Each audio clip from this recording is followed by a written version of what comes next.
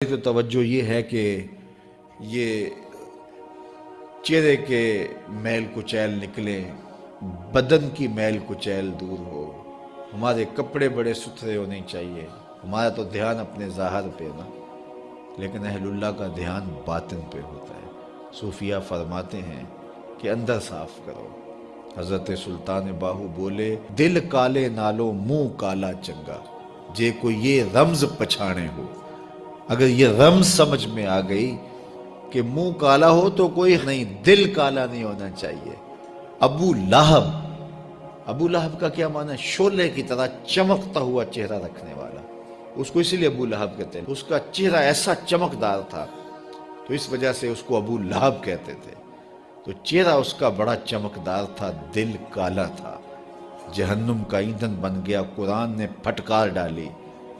اور ایک وہ بھی تھا جس کا دل صاف تھا لیکن بلال کا رنگ کالا تھا، اس کا اندر چٹا تھا باہر کالا تھا۔ اللہ اکبر! لیکن وہ تھا کرموں والا، وہ تھا رحمتوں والا، اور حضور علیہ السلام کا متوالا۔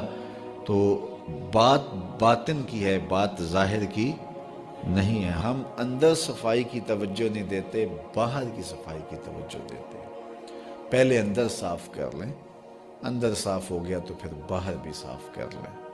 اور اگر باہر صاف ہے اور اندر میل کچیل ہے تو باہو بولے کہ دل کالے نالوں منہ کالا چنگا، جے کو یہ رمز پچھانے ہو۔ اللہ کے محبوب علیہ السلام فرمائے اگر یہ صحیح ہو گیا تو پورا جسم صحیح ہو گیا۔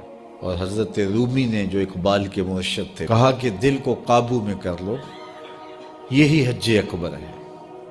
حج اکبر کر لیا لیکن دل ہی ٹھیک نہ ہوا۔ کہتے ہیں کعبہ گیا گل نہیں مک دیجئے، دلوں نہ مکائیے۔ تو کہا اس کی اصلاح کرو، یہ حج اکبر ہے۔ از ہزاراں کعبہ یک دل بہتر است، ہزار کعبے سے ایک دل بہتر ہے۔ وہ کیسے؟ اس لیے کہ کعبہ بن گاہ خلیل اطہر است۔ کعبہ حضرت ابراہیم خلیل کی بنیاد ہے اور دل رب جلیل کی گزرگاہ ہے۔ اس لیے اس کی پاکیزگی کا سامان کریں، اس کی طہارت کا سامان کریں۔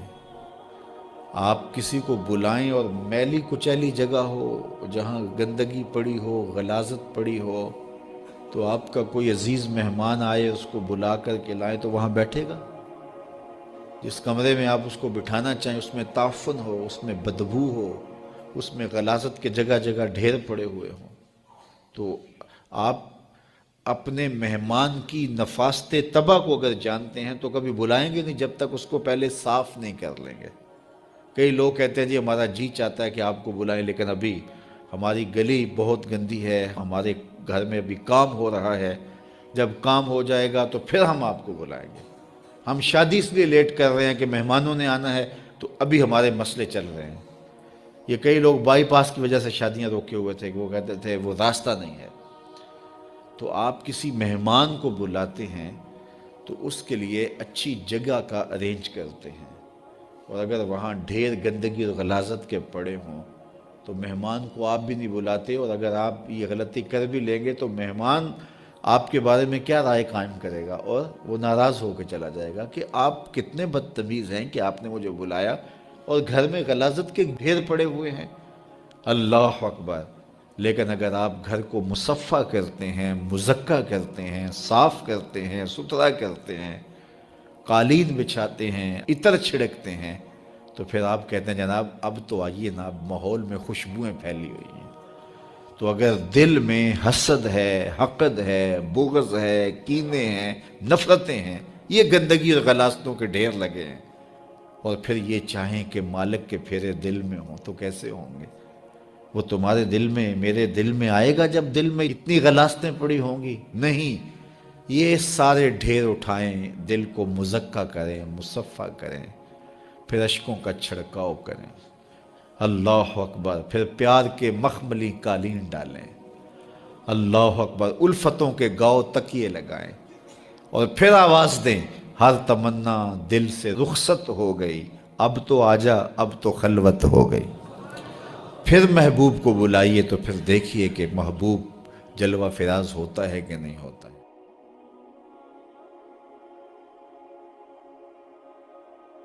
مصر کے اندر حضرت موسیٰ علیہ السلام نے ایک کبتی کو تھپڑ مار دیا تھا، قرآن مجید کے دامن میں یہ واقعہ موجود ہے۔ تو آپ کی جلالت اور آپ کے زور کی تاب نہ لاتے ہوئے وہ وہیں ڈھیر ہو گیا، اس کی موت واقع ہو گئی۔ تو مصر کے حالات کشیدہ ہو گئے اور حضرت موسیٰ علیہ السلام کو مصر چھوڑنا پڑا۔ تو وہ شہر مدین کی جانب جا رہے تھے کہ راستے کے اندر ایک کنواں تھا، وہاں کچھ لوگ اپنے جانوروں کو پانی پلا رہے تھے۔ تو حضرت موسیٰ نے دیکھا کہ دو پردہ دار خواتین ہیں، وہ اپنے جانوروں کو ایک سمت لیے کھڑی ہیں۔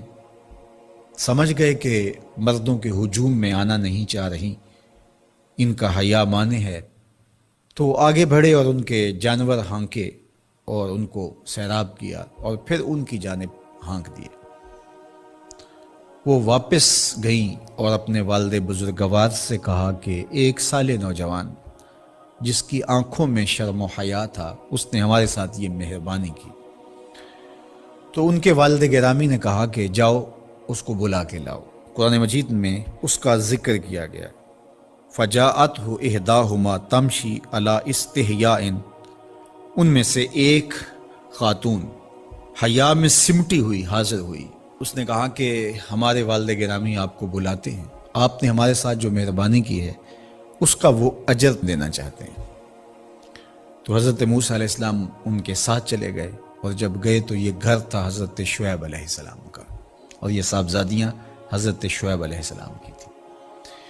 تو اس خاتون کا شرم و حیا کے ماحول میں حضرت موسیٰ علیہ السلام کو یہ کہنا اور چل کے اس انداز سے آنا، قرآن نے اس کی حکایت بیان کی ہے۔ تو خدا کو پسند ہے کوئی خاتون حیا کے ماحول میں آئے تو اللہ اس کی آمد کو اور اس کے آنے کو قرآن کا عنوان بنا دیتا ہے، اور قرآن کی حکایت بنا دیتا ہے کہ جو خاتون حیا کے جوہر کی مالکہ ہو وہ اللہ کو کتنی اچھی لگتی ہے۔ اللہ اکبر۔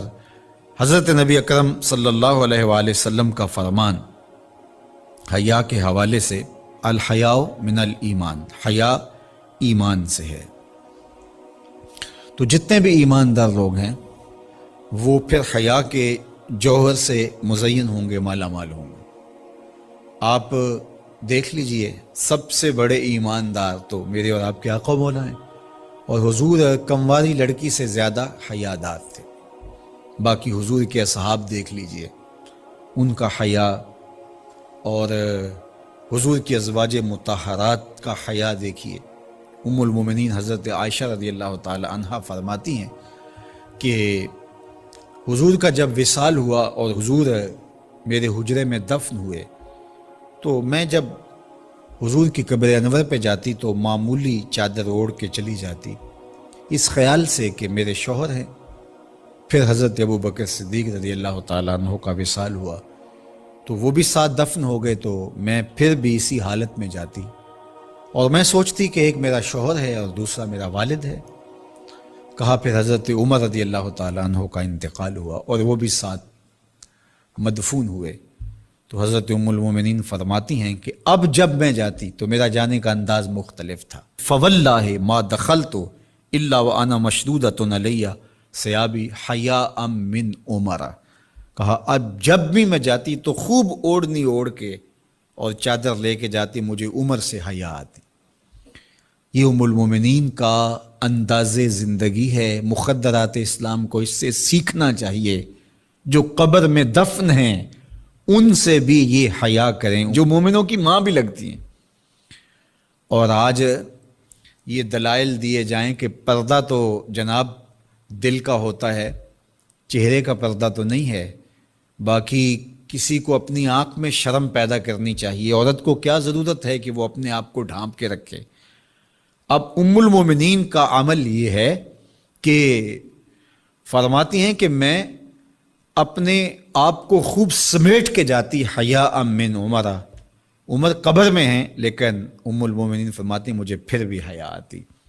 اور حضرت سیدہ طیبہ طاہرہ حضرت فاطمہ زہرا رضی اللہ تعالی عنہا نے کہا کہ عورت کے لیے بہترین پردہ یہ ہے کہ اس کو کوئی غیر مرد نہ دیکھے اور وہ غیر مرد کو نہ دیکھے۔ تو جب یہ ہمارا دین ہمیں سکھاتا ہے اور حیا کا یہ سبق دیتا ہے، بڑوں سے حیا کرنے کی تلقین کی گئی، اللہ سے حیا کرنے کی، اس کے رسول سے حیا کرنے کی تلقین کی گئی۔ صحابہ فرماتے ہیں بعض اوقات ہم کچھ پوچھنا چاہتے ہوتے تھے اور حضور کے حیا کی وجہ سے ہم ایک عرصہ تک وہ بات نہیں پوچھ پاتے تھے۔ آج دادا کے سامنے بچے جس طرح بات کرتے ہیں اور جس طرح بچوں سے حیا کا جوہر ختم ہو گیا ہے اور اس کو وہ تہذیب نو کا کرشمہ سمجھتے ہیں اور جدید دور کی کرامت سمجھتے ہیں، یہ دور جدید کی کرامت نہیں ہے، یہ جاہلیت ہے۔ بڑوں کا احترام اور بڑوں کی عزت یہ زندگی کا جمال ہے۔